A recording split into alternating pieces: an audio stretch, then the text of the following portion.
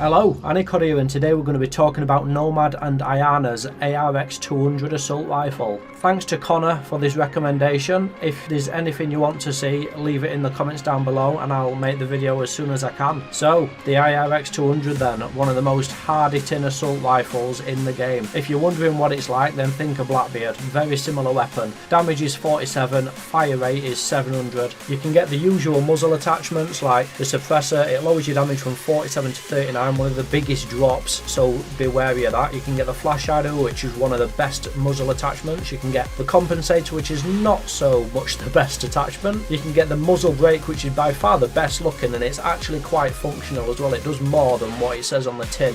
You can get a laser, but you can't get any grips for this weapon. That's one thing to take into consideration. So as for sights, you can get the iron sights, which are actually quite good on this weapon, and I've actually ran with iron sights a fair bit. If you don't like iron sights, then you can pick the red dot, which gives you a really good picture. I'm not sure about the sight of the barrel you get, but if you like that then and you don't mind it, then there you go. You can get the Old Faithful, I like to call it, which is the holographic. It's the go-to for a lot of people. You can get personally my favourite, which is the reflex sight. Don't ask me why I like it so much. I just do. I think it's the one I'm more used to. And finally, you can get a slightly longer range ACOG sight. This is if you want to peek through doorways, take a slightly longer ranged assault. So what kind of tests are we going to be doing then? Well, if you've seen my videos before, we're going to be going back to Old Faithful and doing the usual. So we're going to get a baseline, which is no attachments whatsoever, and as you can see, I even picked the Old Faithful wall.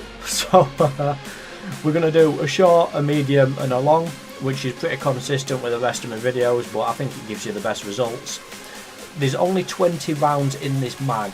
The main reason for that is the power behind the bullets. Obviously it's 47 damage, which is much higher than any weapon with a 30 round mag. We're now using the flash hider just to see what kind of results we get. Now we all know the flash hider reduces flash, but it also does a little bit more than that, and I'm going to get the results up now so you can see exactly what's going on. And the flash hider is on the left and no attachments whatsoever on the right. The flash hider keeps all the recoil in a much straighter line, and it actually closes the recoil off. It looks like it covers the same bit of the wall, but it actually doesn't if you look closely, because the bullets bend all the way around to the right. So now we've got a baseline and we can see that the flash hider is working wonders. We're going to carry on with the testing. So the next test then, we're going to hip fire against a wall and we're going to test out the group. So the idea behind this then is we're going to see what difference it makes having a flash hider fitted when you're firing a full 20 round mag hip fire against a wall. This is a sort of medium range, so as usual I'll get the comparison up at the end, and as you can see here, it's probably not even worth me telling you which one's got the flash hider fitted because they're both exactly the same. I think it's more than safe to say that the flash hider makes no difference when you're hip firing. So we can move on to the next test pretty speedily then. So because this rifle's got a 3 round burst mode, we can actually test out the 3 round burst groupings with and without the flash hider fitted. So this one's at a sort of medium range, and we're going to push out to what I would consider a fairly long range, and we're going to get the comparisons up and see exactly what difference it makes having a flash hider fitted. Now if you remember the job of the flash hider, it's supposed to stop muzzle flash and reduce small burst recoil. So I think this is the perfect test to actually see what it does and compare it against the baseline. Now I'm pretty shocked with the results, and you're going to see exactly why in just a second. And as you can see, on the right is with the flash hider and on the left is no attachments, and I were expecting something a little bit better than that, considering one of the main purposes of the flash hider is to reduce that recoil. It couldn't have explained it any better, and yet it just doesn't seem to have done it. I'm fairly upset about this because the flash hider is probably my favourite muzzle attachments, so to not get a result out of it is quite devastating, to be honest. But I'll pick up where I left off and we'll move on to a different attachment. Now the next one then is the muzzle brake, probably my second favourite attachment, so I'm hoping that this one pulls it out of the bag and it makes up for the lack of the flash hider. Now we're going to do exactly the same again. What I'm not going to do is make you sit through every single one and compare them all, because you'll be here forever and I'm not willing to do that to anyone. So I'm going to show you all 3 tests and then we're going to do all the comparisons together before moving on to the next attachment. Like I say, I don't want you guys hanging here forever. So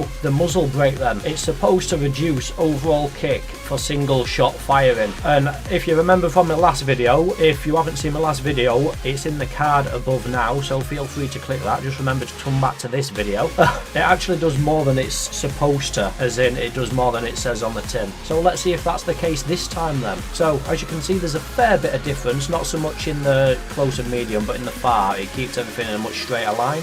The hip firing, no difference whatsoever, and the short burst from a close and medium sort of range, there's a little bit of difference, not that much, but there is a bit of difference. So I think all we can get out of this really is it's better to use a muzzle attachment over not using any attachment at all. So we're not really having much luck with the attachments on this ARX200. So let's move on to the next one then. The next one is the Compensator, and this is the last one, so let's hope to God that the Compensator actually does something worth noting. So again, I'm not going to repeat myself, but we're going to do all three tests again. One thing I will mention is just remember the flash on the Compensator. It changes the shape of the flash from a star sort of shape to a more rounded shape, but you still do get the flash covering the optical when you're looking through the scope or down the sights, so take that into consideration if you like fighting from a distance, and there is that possibility there that the flash could obscure your view. Now let's see what the difference is then by having a Compensator over no attachments at all. Now there is a little bit of difference in regards to straight far distance recoil, and it keeps it in a straight line. As for hip fire, there's a little bit of difference as well, and it's a little bit tighter when you hip fire in a full 20 round mag. As for the burst fire, there's no difference at all really. Now remember, the job of the Compensator is reduce the recoil spread over time for rapid firing, and I think that's why we saw a difference not only in the first wall test but actually in the hip fire, getting the full 20 round mag down. Now just remember that the Compensator is best used for weapons with low vertical recoil, and hence probably used for close to medium range combat. So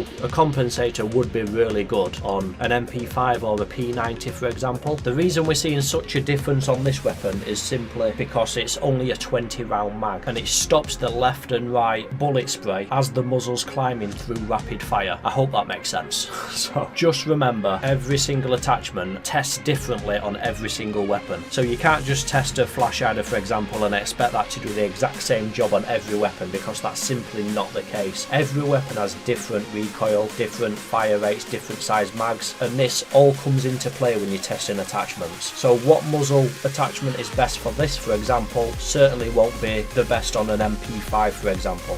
It's well documented that the Compensator is probably one of my least favourite attachments. However, I think we can all agree on this that it's probably the best attachment for the ARX200. This is based on the test that you've seen today. I'm not scared to admit it, and to be fair, I'm glad that the Compensator is good for something. So if you've watched this far, I really appreciate it. Again, it's been a slightly shorter video than normal. Normally they're about 11-12 minutes. This one's only been about 8 minutes long. I've tried to consolidate it as much as I can so I'm not taking up too much of your time.